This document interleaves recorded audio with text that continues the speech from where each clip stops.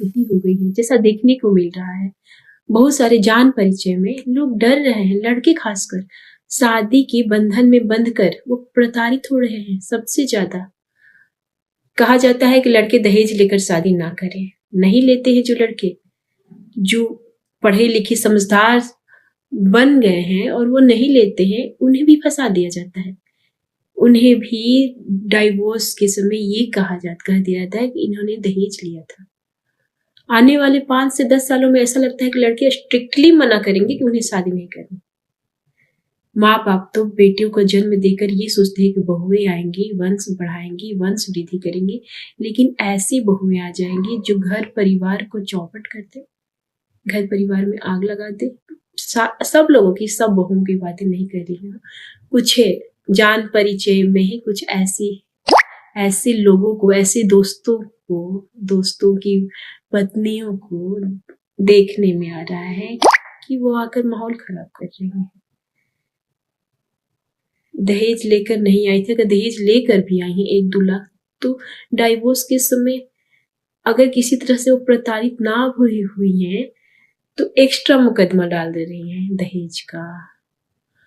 तो ये सब गलत है। माँ बाप भी साथ दे रहे हैं ऐसा करने में। आप अपनी बेटियों को लाड प्यार से पालिए, लेकिन ससुराल संभालने का जिम्मा भी उन्हें सिखाइए।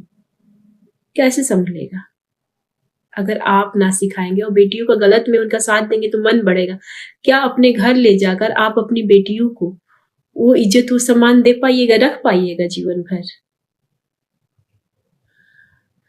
वो झूठ मक्कार पे अपने ससुराल से लड़कर आई है आपके यहाँ, तो क्या सोच रहे हैं कि आपके यहाँ आकर अपने भाई भाभीयों को चैन से रहने देगी?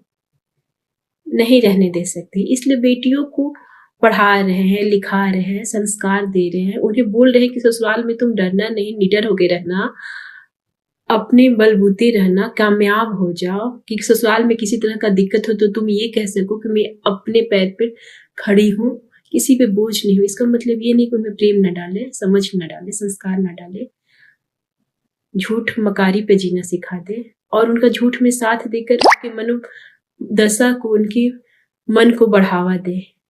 ऐसा ना करे। इस शादी के बंधन में सबसे ज्यादा जो प्रताड़ित हो रहे हैं वो है लड़के। लड़की की तरफ से, लड़की के मायके वालों की तरफ से, अपने माता पिता की तरफ से, सब तरह से फंस जा रहे हैं लड़के। पढ़े लिखे समझदार बनने की कोशिश में खुद के पैरों तले से जमीन खिसका दे रहे हैं। तो सोच विचार कीजिए इस पर कि क्या समझा रहे हैं, क्या संस्कार दे रहे हैं बेटियों को। उन्हें मायके संभालना अगर आ रहा है, माँ बाप से प्यार करना आ रहा है, तो ससुराल वालों से ही प्यार करें, ससुराल वालों से भी प्यार करें। कहना ये है, पति आपसे जुड़ा है तो उसके साथ साथ उसके रिश्तेदार भी आपसे जुड़े हैं। मत कीजिए ज्यादा काम, लेकिन अपने प्यार को, अपनी दयालुता, अपनी ममत्व को मत खोइए। यही कहना चाहूंगी।